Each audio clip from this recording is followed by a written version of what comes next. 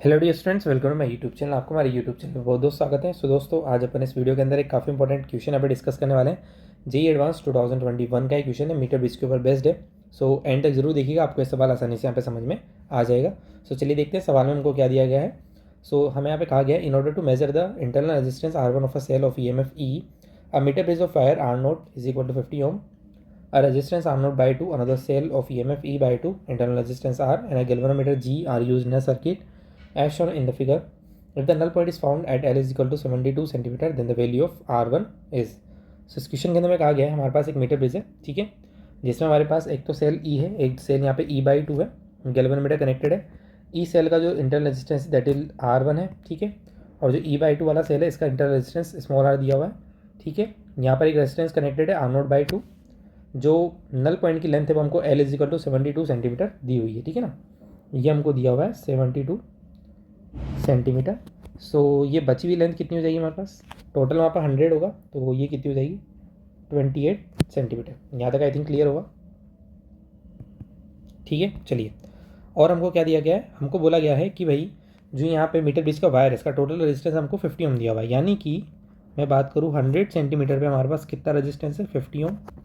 सो 1 centimetre पे कितना हो जाएगा 50/100, दैट विल बी 1/2 ओम। और अगर मैं यहाँ पे बात करूँ 72 सेंटीमीटर पे, तो ये कितना हो जाएगा 1/2 इंटू 72, दैट विल बी 36 ओम। और अगर मैं बात करूँ 28 सेंटीमीटर के लिए, तो सिंपल सी बात है, ये हो जाएगा 28/2, दैट विल बी 14 ओम, ठीक है। सो हमें यहाँ पे इन वायर्स के रेजिस्टेंस भी पता लग गए, ये कितना आया यहाँ पे 36 ohm and this is 40 ohm, okay. चलिए, अब हमको हमें फाइंड आउट करना है कि जो भाई इंटरनल रेजिस्टेंस है R1, इसकी वैल्यू हमको निकालनी कितनी होगी, ठीक है। चलिए, तो कैसे करेंगे। सो सिंपल हम क्या करेंगे, इसके लिए KVL लगाएंगे सर्किट में, 2 बार हम KVL यहाँ पे अप्लाई करेंगे। एक बात हमको ध्यान रखनी है कि भाई अभी यहाँ पे क्या हो रहा है, नल पॉइंट वाली लेंथ हमको दे रखी है, यानी कि जो गैल्वेनोमीटर है इसके अंदर यहाँ पे डिफ्लेक्शन नहीं हो रहा होगा, ठीक है ना, इसके अंदर करंट फ्लो नहीं हो रही, तो यहाँ से जो करंट है वो 0 है, यानी कि हमें इस ब्रांच के थ्रू करंट, गैल्वेनोमीटर से कोई भी करंट यहाँ पे पास नहीं हो रही है, हमें इस बात का यहाँ पे ध्यान रखना है, ठीक है ना। नल पॉइंट वाली कंडीशन हमको दे रखी है। तो चलिए एक बार पूरा कंप्लीट लूप के अंदर लगाते हैं हम, फिर एक छोटे से लूप में लगाएंगे, दोनों इक्वेशन को सोल्व करेंगे, वहाँ से हमारे पास इंटरनल रेजिस्टेंस आ जाएगा। तो एक बार मैं कंप्लीट लूप के लिए यहाँ पे लगा रहा हूँ, इस पूरे लूप के लिए हम लगा रहे हैं यहाँ पे, ठीक है। इस डायरेक्शन में यहाँ पे चल रहा हूँ, तो करंट की डायरेक्शन में चलेंगे तो हम लेंगे माइनस, तो हमारे पास क्या जाएगी माइनस का IR1, लेट से कि I करंट इसमें फ्लो हो रही है, ठीक है। बैटरी के लिए हम कैसे चल रहे हैं, माइनस से प्लस चल रहा है, तो it will be plus of E, ठीक है। चलिए, इस पूरे लेंथ, इस पूरे वायर की लेंथ कितनी है हमारे पास 100 सेंटीमीटर, उस पर हमारा रेजिस्टेंस कितना हो रहा था 50 ओम था, ठीक है। तो दैट विल बी माइनस का 50 करंट की डायरेक्शन में हम लोग हैं।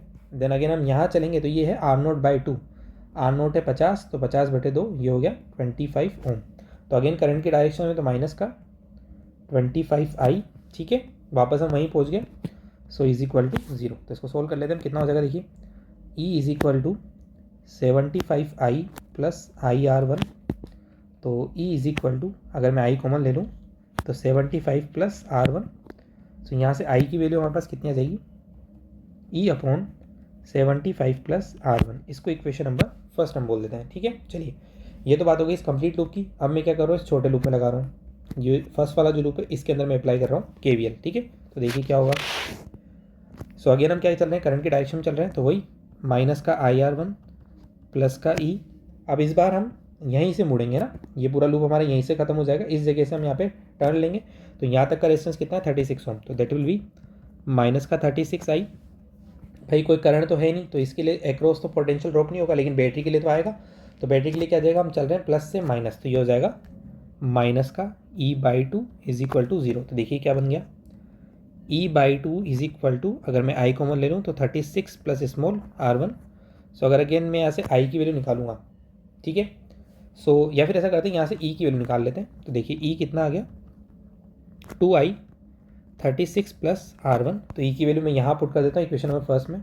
सो I is equal to 2I 36 plus R1, ठीक है, divide by 75 plus R1, I से I कैंसिल आउट हो गया, 75 plus R1 is equal to 2 से मल्टीप्लाई कर देते हैं, 72 प्लस 2R1, ठीक है।